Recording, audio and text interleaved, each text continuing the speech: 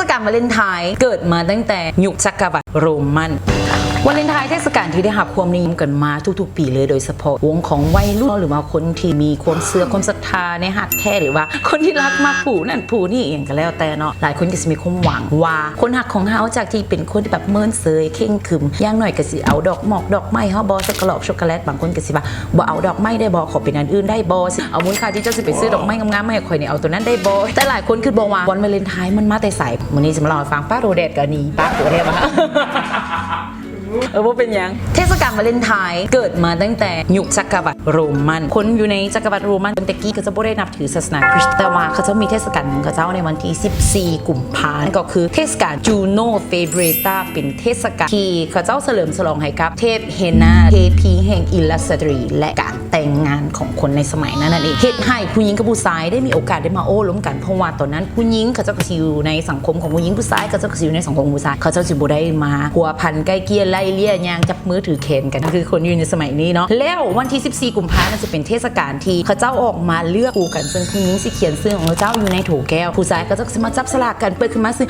โอ้ซื้อมันเนาะเขาเจ้าก็สิแบบได้มาล้มกันโอ้ล้มกันบางคนก็สิลงจนฮอดคันแต่งงานมันก็เลยกลายเป็นเทศกาลแห่งความรักของคนในสมัยนั้นต่อมาอิทธิพลของศาสนาคริสเตียนได้แผ่ขยายเข้ามาในจักรวรรดิโรมันคนหลายคนจากที่นับถือเทพเจ้าหันมานับถือนักบวชในศาสนาคริสต์และต่อมามันจะมีนักบุญผู้หนึ่งที่มีชื่อเสียงป๊อปปูล่านิยมนั่นก็คือเซนต์วาเลนติอุสนั่นเองว่าห้องว่าเซนต์วาเลนไทน์หลังจากที่เราตายไปด้วยความหักความอะไรหาคนกันเลยเอาชื่อของเราเนี่ยมาแทนเทศกาลจูโนเฟเบเรตาบูมเกิดเป็นวาเลนไทน์ที่บ่งบอกถึงความหักความหวังดีความห่วงใยอย่างต่างๆก็เลยกลายเป็นแบบนั้นมันก็มีหลากหลายเรื่องราวหลากหลายเวอร์ชันบางคนก็สิเล่าว่าในยุคสมัยของกษัตริย์คลาดิอุส2ในจักรวรรดิโรมันสมัยนั้นเนาะซึ่งเรามีความนับถือเทพเจ้าของโรมันหลายแห่งในขณะเดียวกันนั้นก็สิมีนักบุญเซนต์วาเลนติอุสนี่เข้ามาเผยแผ่ศาสนาคริสเตียนอยู่ในอาณาจักรของเพิ่นก็เลยจับเอาไปเข้าคุกนักบุญเซนต์วาเลนติอุสได้มีโอกาสไปอมกับผู้คุมขังอยู่ในคุกแห่งนั้นแล้วผู้คุมขังนั้นก็เลยบอกว่าลูกสาวข่อยหน้าตาบอดถ้าหากว่าเจ้าหนะสามารถให้เรากลับมาเบิ่งเห็นได้อีกครั้งข่อยจะเฮ็ดทุกอย่างให้เจ้าเพิ่นว่าซั่นเพิ่นก็เลยเอาลูกสาวของเพิ่นมาแล้วหลังจากนั้นนักบุญก็เอามือ2อันเอามือ2นิ้วมาแตะอยู่ที่ตาของลูกสาวที่ตาบอดทั้งสองข้าง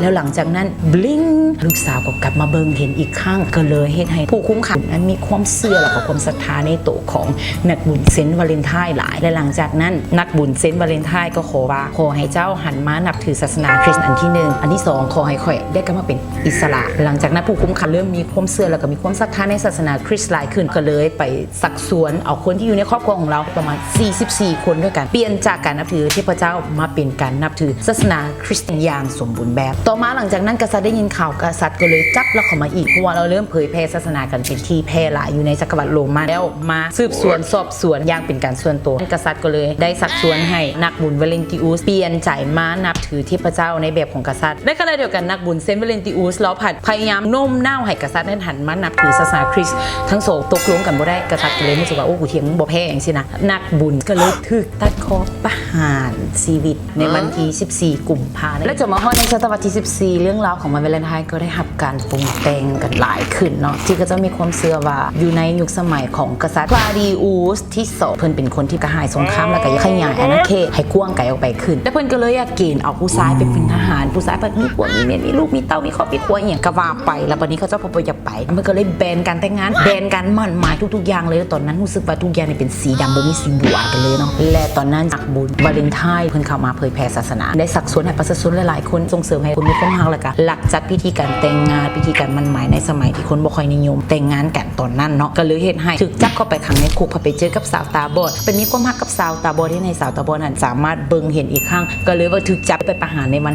14กุมภาพันธ์จนกลายเป็นวันวาเลนไทน์จนปัจจุบันนี้แต่มันก็เป็นเพียงแต่เรื่องเล่าเนาะทั้ง3เวอร์ชันหลายๆคนคิดว่าอยากเชื่อเวอร์ชันใดก็แล้วแต่วิจารณญาณของตัวเองหรือว่าเชื่อก็ได้บ่เชื่อก็ได้หรือว่าฟังด้วยความเพลิดเพลินก็บ่เป็นหยังเนาะแต่ว่าจนมาฮอดมื้อนี้วันวาเลนไทน์ก็ได้ความนิยมหลายอยู่ที่บ้านเฮาเพราะว่าหลายๆคนรู้สึกว่าความรักเป็นสิ่งที่ดีแต่บางเทื่อความรักมันก็ดีแด้บ่ดีแด้ก็มี แต่คนอยู่ที่บ้านเฮาก็ยังนิยมเอาวันความรักหรือว่าวาเลนไทน์นี่เป็นวันที่เอาไว้บอกรักกันบอกเรื่องราวดีๆบางเทื่อเฮาก็บ่สามารถได้บอกทุกๆมื้อวาเลนไทน์อาจจะเป็นมื้อนึงจะได้เฮารู้สึกว่ารักกันหลายขึ้นส่งมอบสิ่งดีๆบ่ช็อกโกแลตดอกหมอกดอกไม้อย่างต่างๆเนาะนี่แหละ